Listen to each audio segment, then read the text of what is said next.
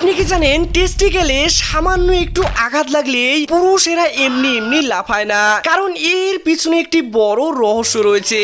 আসলে যখনই আমাদের শরীরে কোনো জায়গায় আঘাত লাগে তখন সেখান থেকে সঙ্গে সঙ্গে ব্রেনের মধ্যে সিগন্যাল যায়, আর এই সংকেত প্রসেস করে ব্রেন বুঝতে পারে যে কি ধরনের চোট লেগেছে।